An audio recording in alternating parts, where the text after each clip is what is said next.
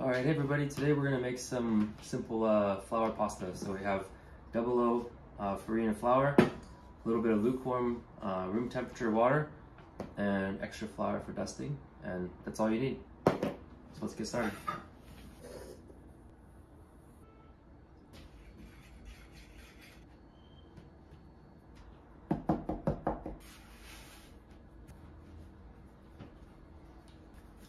Now we're going to just wash our hands with some water and do not rinse them. Continue kneading to hydrate the dough a touch more. Now we're going to wrap this up and let it rest for about 15 minutes and then continue kneading a bit more. Okay, now that our dough's rested, we'll just go ahead and knead it for another 5 or 10 minutes or so. Alright, we finished kneading. Now you see we have a nice smooth dough ball. And you can tell when you give it a little press and it springs back that the gluten structure is in place and it's ready to rest. So now we'll wrap this up and it'll rest about 2 to 3 hours before we roll out and finish our pasta.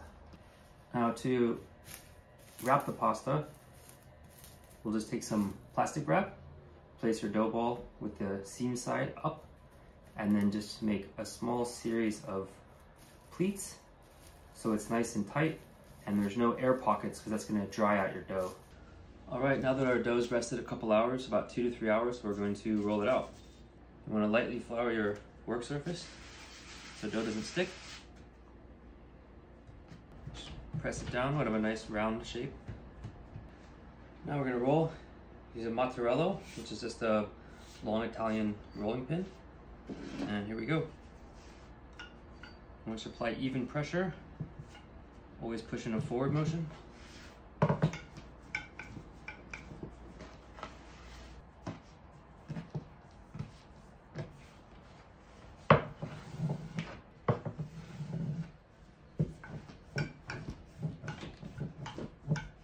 Now we've got our rolled pasta ready. This is called a sfoglia, which is just a hand-rolled sheet of pasta. So we'll fold this up, cover it, let it cure for about 15 minutes, and while we get our sauce and everything else going.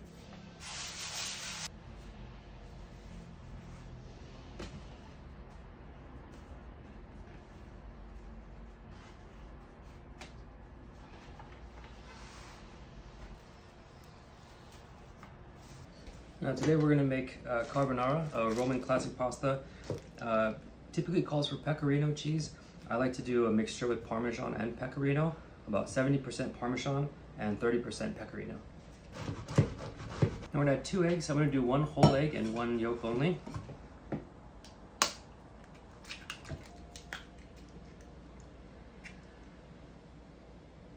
that'll be perfect.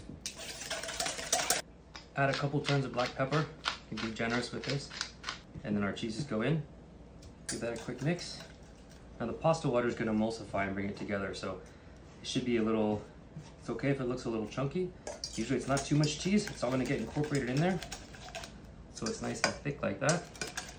Now in most carbonara recipes you'll see guanciale, which is the pork jowl, is the most famous cut of meat for that. However, substitute with bacon, not as great, but you have to work with the ingredients that you have at hand. So we're going to go with this nice slab bacon here. And we're just going to cut this into batons. So just start with a few medium thick slices, and then we're just going to cut those into batons.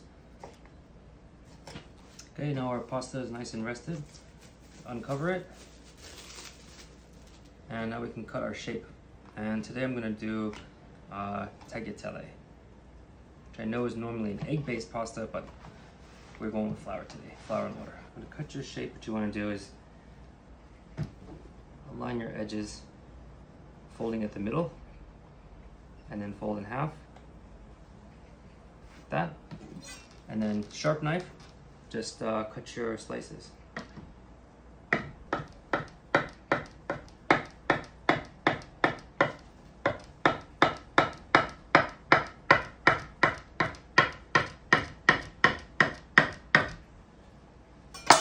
That.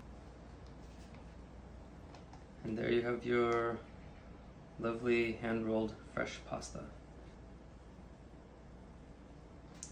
Now to keep our fresh pasta from sticking, what you want to do is use some semolina flour, which is more coarse than the pasta flour, so it won't absorb into the noodles and dry them out anymore. But what we'll do is keep them from sticking together.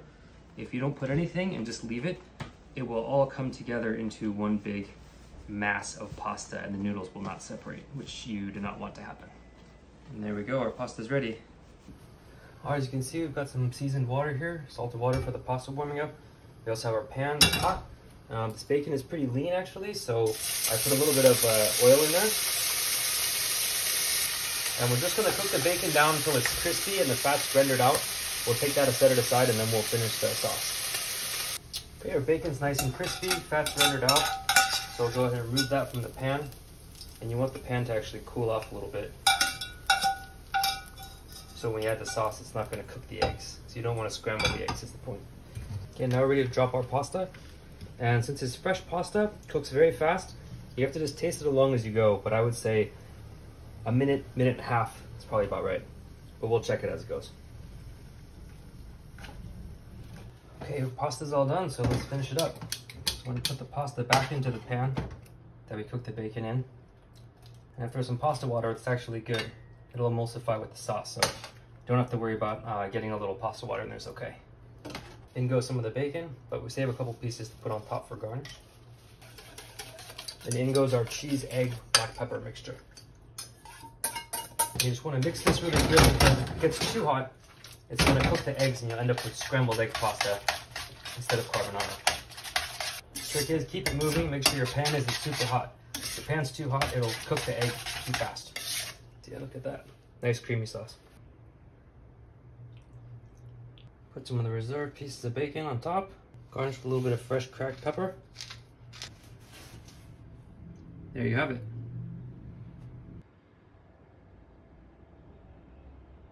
All right, let's see what we got.